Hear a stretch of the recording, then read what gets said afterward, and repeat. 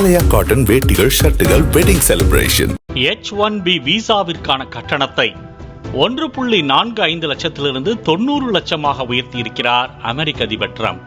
இந்த நிலையில் H1B விசாவுக்கு பதிலடி கொடுக்கும் விதமாக K விசா என்ற ஒரு புது விசாவை அறிமுகப்படுத்தி உள்ளது சீனா. K விசா என்றால் என்ன?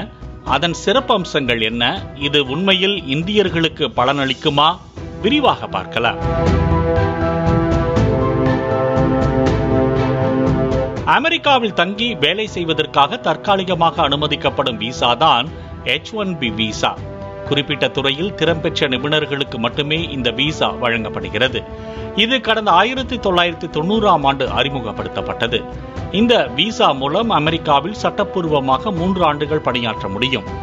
H1B விசாக்களுக்கான தேவை அதிகமாக இருக்கிறது என்பதால் கணினி குலுக்கல் முறையில் விசாக்கள் வழங்கப்படுகிறது. முதலாம் புஷ் காலத்தில் அறிமுகப்படுத்தப்பட்ட இந்த H1B விசாவை தீவிர வலதுசாரிகள் தொடக்கத்திலிருந்து எதிர்த்து வருகின்றனர்.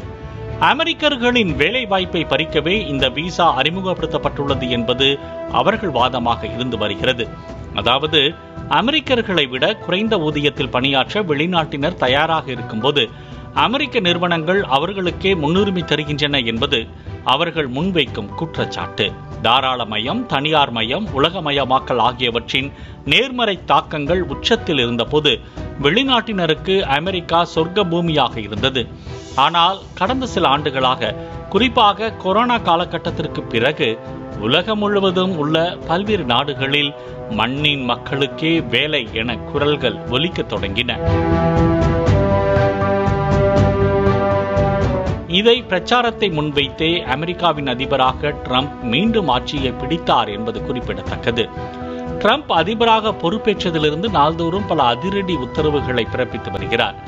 அதில் ஒன்றாக விசா கட்டுப்பாடுகளிலும் புதிய நடைமுறைகளை புகுத்தியுள்ளார். அந்த வகையில் தற்போது H1B விசா கட்டணத்தை $1 லட்சம், அதாவது இந்திய மதிப்பில் 90 லட்சமாக உயர்த்தி செக் வைத்திருக்கிறார் ட்ரம்ப். ட்ரம்பின் இந்த அதிரடி நடவடிக்கையால் பல நாட்டினர் பாதிக்கப்பட்டாலும் இந்த கட்டண உயர்வால் அதிகம் பாதிக்கப்பட போவது இந்தியர்கள்தான். ஆம், H1B விசா வைத்திருப்பவர்களில் 70% இந்தியர்கள். இந்தியாவுக்கு அடுத்ததாக சீனர்கள் 11% பயனடைந்துள்ளனர்.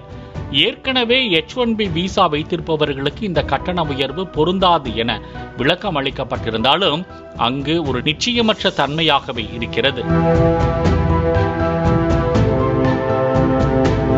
இந்த நிலையில்தான் சீனா தற்போது K விசாவை அறிமுகப்படுத்தியுள்ளது. அது என்ன K விசா? அதில் என்ன உள்ளது? யார் யாரெல்லாம் K விசாவுக்கு விண்ணப்பிக்கலாம் என பலரும் கேள்விகளை எழுப்பி வருகின்றனர். K விசா என்பது இளம் அறிவியல் மற்றும் தொழில்நுட்ப நிபுணர்களை ஈர்க்க சீனா இந்த விசாவை அறிமுகம் செய்துள்ளது.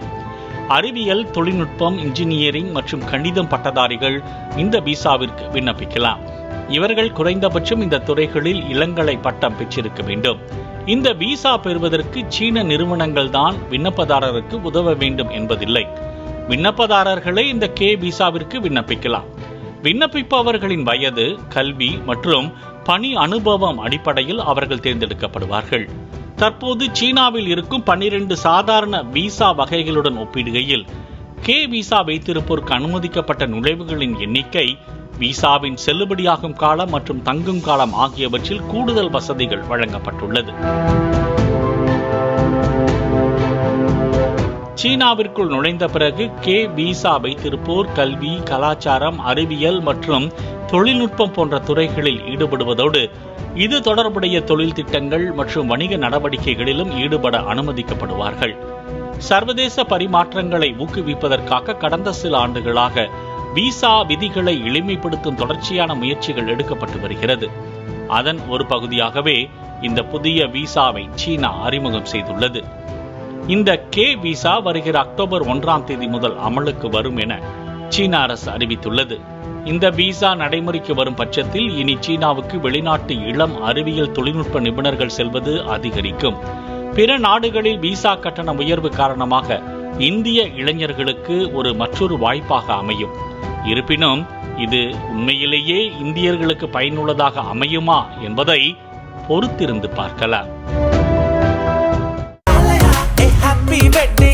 ஆலயா காட்டன் வேட்டிகள் ஷர்ட்டுகள் வெட்டிங் செலிப்ரேஷன். பிளே ஸ்டோர் மற்றும் ஆப் ஸ்டோரில் இருந்து பாலிமர் செயலியை QR கோடு மூலம் பதிவிறக்கம் செய்யுங்கள். செய்திகளை உடனுக்குடன் பெறுங்கள்.